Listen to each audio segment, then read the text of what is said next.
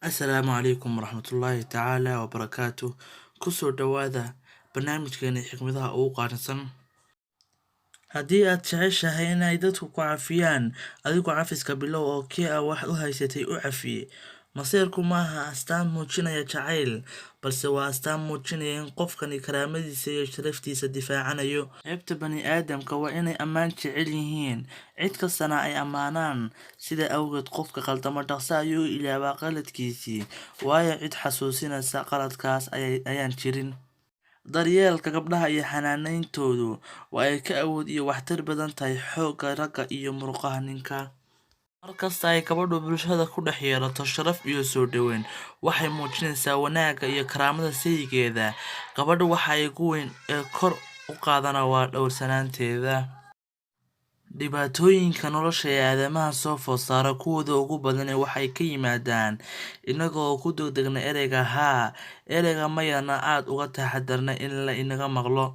Haddii aadamaha qof kasta uu ku hadlayo ama ku waramayo wax uu garanayo ama ogyahay oo keliya, qaladaadku way ka dabargo'i lahaayeen dunida. Cilmi yar oo anshax iyo akhlaaq wata ayaa dhaama aqoon badan oo macaamilo xumo iyo edeb darro wadata. Baahida dhabta ah ee aadamuhu waa ay yar tahay, laakiin waxa uu qabaa cudur maskaxda ah oo u sheegaya baahiyo aan dhammaanayn. Haddii aad adigu adiga noqoto, aadan isku dheerin ama la tartamin cid kale, waxaa hubaal ah in aad qof kasta tixgelin ka heli karto. Haddii aad dhammaystirnaan raadiso, naftaadu abidkeed raali noqon mayso. Qiimaha jacayl ma garan kartid haddii aadan nacayb iyo cabsi baran. Qof kasta waa wuxuu isku ekaysiiyo, balse ka taxadar waxaad isku ekaysiinaysid adigu. Haddii aad doonayso inaad u heesto sida shimbiraha codka macaan, dan ha ka gaarin dadka ku dhageysanaya waxay kaa milanayaan. Markaad xanaaqsan tahay, aamus. Intaad nooshahay, wax kasta waa suurtagal. Oggolow in wax kasta kugu dhacaan, samaan iyo xumaanba, laakiin yaanay kaa waabin inaad hore u sii socoto adigoo aan dareemsan in aad dhammaadkii joogto. Nolosha kuma qasbana inayna siiso waxa aynu filanayno. Markasta oo guu iisii kordhaba, xog la'aan ayaan dareemaa. Inta da'da yar ayaanba wax kasta sharaxaad u heli kartaa.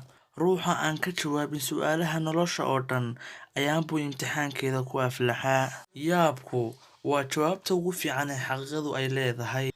Noloshu ma aha dhibaato in la xalliyo u baahan, balse waa xaqiiqo in laga waayo qaato u baahan. Sidii bilowgiiba aanan uga warwarin inaan dhasho, ayaan iminkana uga warwarayaa inaan dhinto. Qof kastoo jooga adduunka waxa uu ka walwalsan yahay in la joojiyo argagixisada. Waa hagaag, laakiin runtii waxay tahay in habka ugu fudud ee loo joojin karo argagixisada in marka hore la joojiyo ficilada ay keensan karto argagixisadu. Deeqsinimada waxaan u aqaanaa marka uu qofku wax uu rabo ku bixiyo wax kasta oo agtiisa qaali ka ah, ee haddana uu weli aaminsan yahay in qiimo aad u yari kaga baxay waxaas uu siinayo qofka.